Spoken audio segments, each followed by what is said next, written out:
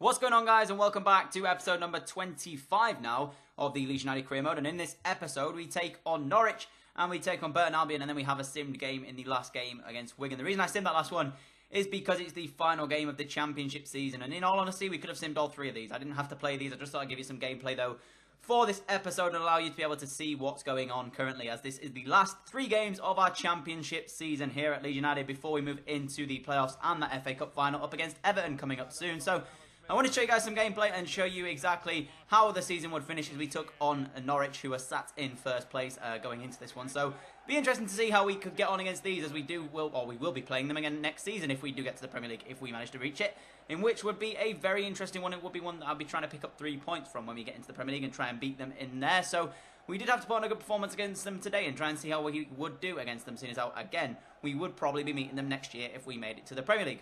But very much like the previous episode, I'm simply not bothered about these games, and literally I played a weaker side than I would have done had I actually wanted to, this game was of any importance.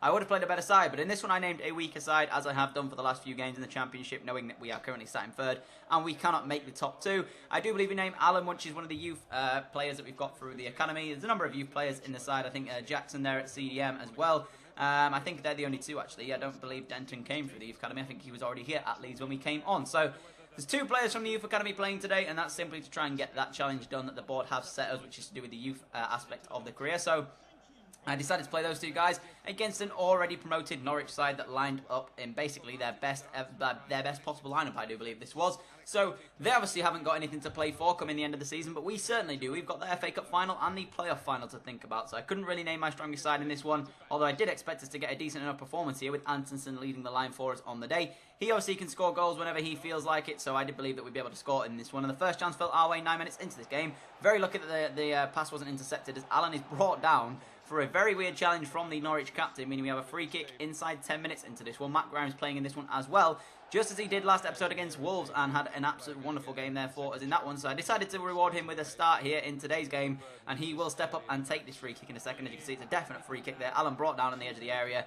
Very weird. I think the actual challenge came in at the beginning, and then the slide came in afterwards, when the actual free kick was given for the beginning challenge. As Matt Grimes was stood over the free kick, I did look at who else we could possibly put on this, but I decided at the end to go with Matt Grimes, as he was the best that we had on the pitch at this time. Wall coming forward, going to be booked for it, as it's not allowed. Let's face it, it was already a tough task for me to be able to put this free kick in the back of the net. I don't score many free kicks in this FIFA, and this one, you're going to see, is high and wide like all the rest that I've managed to do so far. So, oh, no, it wasn't even wide, it just went high, which is, yeah, I seem to be doing that quite a lot this FIFA. In last FIFA I was actually alright at scoring free kicks, but this one I'm struggling a little bit. And in 27 minutes into this one, Norwich would have the first chance of the game for themselves, as they went through with Stephen Naismith. Very nicely worked from him, I have to say. Crosses the ball into a dangerous area, but as he tried to cross the ball, I actually brought him down in the box, which is very unfortunate, as the penalty kick was given 28 minutes into the game. Lovely bit of skill by Naismith to get into the position in the end, and then I ended up, yeah, it's a definite penalty, let's face it. If you're gonna make a challenge like that, it's got to be on the ball, not the man, and unfortunately it was on the man. Naismith steps up to take it, but a wonderful save by Silvestri in the goal for us. And how many penalty saves has he had so far this season? It seems to be that if we're going to go into this FA Cup final, we need to be playing Silvestri, because if we take it to penalties, he's going to be the man to save the penalties for us, as Norwich would then whip in the corner, and in the end it was a poor strike, but it was a very nicely worked corner kick, I have to say. Cameron Jerome with the last chance before we went into the second half, as his shot went wide of that post on the stroke of half time. Into the 55th minute of the game now, very nicely worked by Robbie Brady down the left-hand side for Norwich. Gets into a good position, cuts the ball back into Martin Olsen, I think it was. Gives it to Naismith. Naismith's strike is well saved by Silvestri onto the bar, but unfortunately, Cameron Jerome rose highest out of the all the players that were in the position to be able to try and head this away. I think it was Denton was the man trying to get it away for us, but he's not going to beat Cameron Jerome in the air, and Cameron Jerome made it Norwich City 1. Leeds United 0 away from home for Norwich, as we managed to get ourselves back, though, in the game 1-1. Nice bit of passing play, much like the Wolves goal was the opener there with Matt Grimes. He was involved in the build-up of this one. I absolutely love this goal, I have to say. Alan flicks it round the corner into Antonsen, and Antonsen finishes that one off into the bottom corner to make it Leeds United 1, Norwich City 1, and in all honesty, we actually kept our own here against this Norwich City side that have already won the league, or I think one have won the league. I could be wrong there, because it could still get caught. I'm not entirely sure what the top 2 is looking like. I just know that we weren't in range to be able to take the second spot, so I sort of stopped looking at the top 2, but I'm pretty sure Norwich have won the league, but I could be wrong there. So I don't think this result actually matters too much to them, but I could be wrong again. But to say that we were going to be withdrawing the game by 1-1 here, and could have easily taken the full 3 points out of this one with the weaker side that we've got, if we go into the Premier League, we wouldn't be naming a side like this. I can assure you of that if we're trying to stay up. And as you can see, the referee blew his whistle to make it. Norwich City won, Leeds United won. It was a very even game, I have to say. Norwich had a couple of chances, we had a couple of chances. But in the end, it ends up all square here at Elland Road, and it means that both teams take a point out of the game. Like I said, though, it's good looking into the future of this one, because when we do get to the Premier League, if we do manage to get to the Premier League, I keep saying when we do, I need to remember that it's if, because we haven't actually got automatic promotion. I keep forgetting that. We still have to play the playoffs, and that's a very, very big thing. It could still go all wrong for us, especially when Newcastle United are in the playoffs now as well, who are, in my eyes, are still a Premier League side. So if we do make it to the Premier League, let me just throw that one in there, then it means that we'll be able to compete with Norwich, even with the weaker side that we've got. So it's very nice to see, because if we did get in there, I wouldn't be playing a side like I've just named there. It would be a stronger side than what I named. So going into that one, I was very happy coming out of that to get a draw in that one, even though, like I said, the results don't matter later on in this stage of the career mode, because at the moment in the Championship, we've nothing to play for. We can only get into third, meaning we'll be playing playoff football come the end of this season. Bit of training here, as you can see, with Jackson and De Mesquites, or Miguel, as he's also known to us. Both growing pretty nicely. Miguel at a 66 and Jackson at a 65. So we've got two youth players coming through there, alongside Joel Green, who's actually made his way into the starting 11, and possibly maybe even going to be moving to a Premier League club come the end of this season, because he's had such a good first year here at Leeds. I think we'll struggle to keep him on here, and I'm not really looking forward to trying to fend off bids for him. If he says he wants to leave the club, I'll be bitterly disappointed, and I don't want him to leave. I might have to try and offer him another contract to keep him here long term, and try and get any clubs that were interested out of being interested of him, because I don't want to sell him. I want him to stay on here and be a legend at Leeds. As the first chance fell Burton Albion's way in this one, I showed you not much of a build-up. Very nicely worked down the right-hand side, sorry. Weedon managed to defend it, but didn't deal with it completely, and it comes to the Burton Albion man, whose shot is straight at the goalkeeper. Antonsen, though, into Diarraga. Space opened up as the right-back left his position to try and cut off the run, but thankfully, we ended up getting through him, and the shot in the end from Diarraga was absolutely poor. Went miles wide of the post and was nowhere near making it 1-0 there. As the 60th minute fell, I think it was...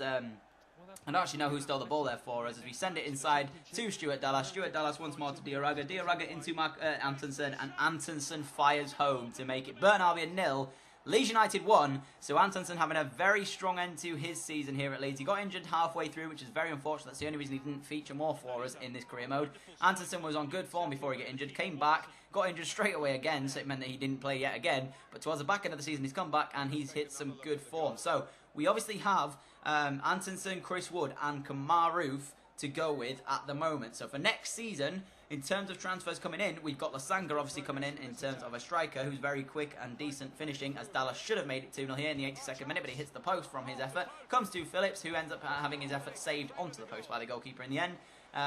And I do believe Dallas makes it 2-0 in a second coming up here, but the only reason I mentioned that and spoil it for you because I want to talk about the strikers that we've got. Lasanga is coming in, if you remember. He is going to come into Leeds United and play his football here at Elland Road. So, he's actually about a 73 overall striker, so that means we'll have 4 forwards here, including Dakara as well, but I think we'll be selling on Dakara. It means we'll have 4 forwards going into the next season to try and, sort of play with, but we actually only play with 1 striker up front, meaning that we've only got a chance to play with 1 at any one time. So maybe I'll have to consider selling one of the forwards, but at the moment I don't quite know which one of the forwards I want to sell, because we've got obviously Kamaru, who's been very good, Chris Wood, who's been very good, and now Anton's having such a strong end to the season that I don't want to sell Antonsen either. So I'm a bit sort of skeptical as to what I do next, because Lasanga coming in, I actually had in mind as well one of the other players that you're going to be seeing I want to try and sign. He's actually a forward as well, so there's a lot of uncertainty at the moment in terms of what I'm going to do for next season in terms of the players I want to bring in and the team that we're going to name.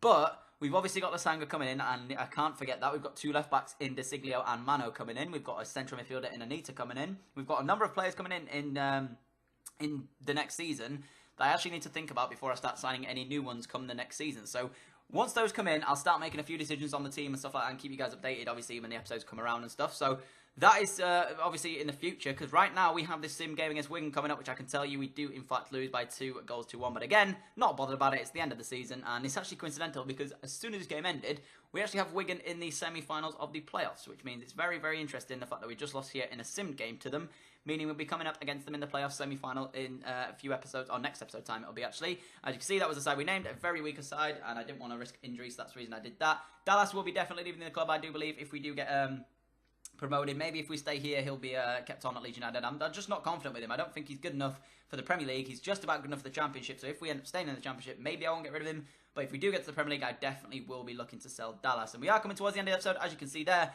In the next episode, we will be taking on Wigan Athletic in the semi-final of the playoffs. I want to thank you all for watching this episode of Career Mode. If you have enjoyed, don't forget to drop that like button. Thank you all so much for watching, and I'm out. Adios.